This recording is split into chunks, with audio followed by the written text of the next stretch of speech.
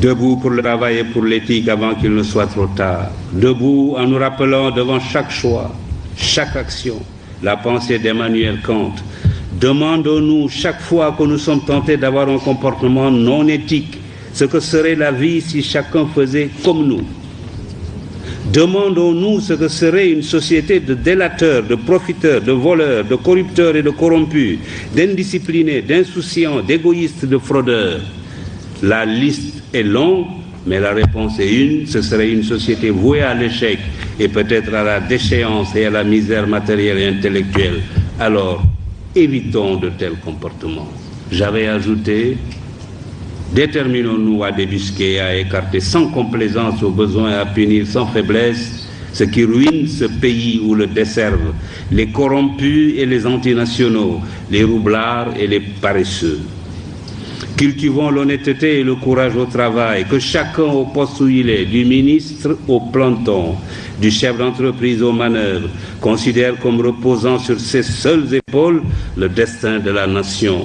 Inventons un système qui ne récompensera désormais que la compétence, le travail et la probité.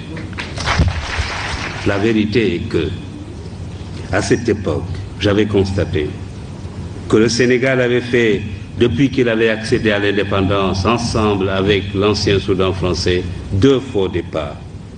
Le premier a été constitué par la rupture de la Fédération du Mali.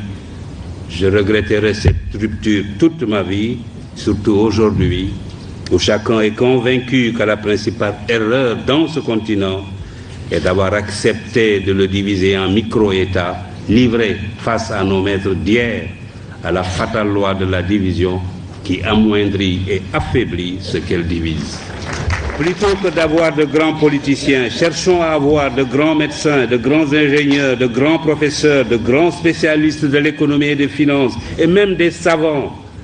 Les pays les plus puissants du monde ne sont pas ceux où la politique est reine. C'est plutôt le contraire.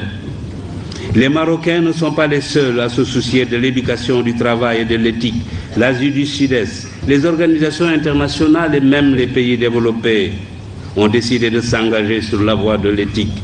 Des comités et des commissions commencent à se dresser un peu partout comme des sentinelles de la vigilance morale sur les routes de la recherche scientifique et technologique, de la gouvernance, de l'entreprise, du négoce, du sport et de toutes les activités humaines. Leur mission consiste à informer, éduquer, prévenir, enquêter, proposer des remèdes ou des sanctions aux organes compétents. L'éthique est désormais enseignée dans plusieurs universités, écoles et instituts.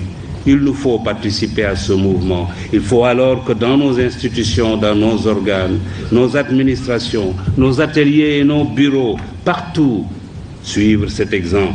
Il faut que triomphe l'éthique au Sénégal. L'université Cheikh Anta Diop doit donner l'exemple. Le pouvoir est fait pour servir. Il est passager. L'argent ne sert qu'à satisfaire les besoins. Au-delà, il est inutile. La deuxième condition du règne de l'éthique, c'est l'éducation. Il est indispensable que nos enfants et nos petits-enfants bénéficient d'une bonne éducation. Tous mes amis des pays émergents me le disent, la clé de leur réussite, c'est l'éducation. Que nos étudiants entrent à l'université comme on entre dans les ordres ou au Dara, et que les meilleurs soient mis dans les conditions optimales pour devenir des cadres de haut niveau, ou même, pourquoi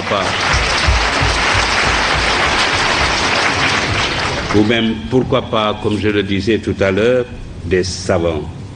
Bien sûr, cela nécessite la réhabilitation de la fonction technique au détriment de la fonction politique.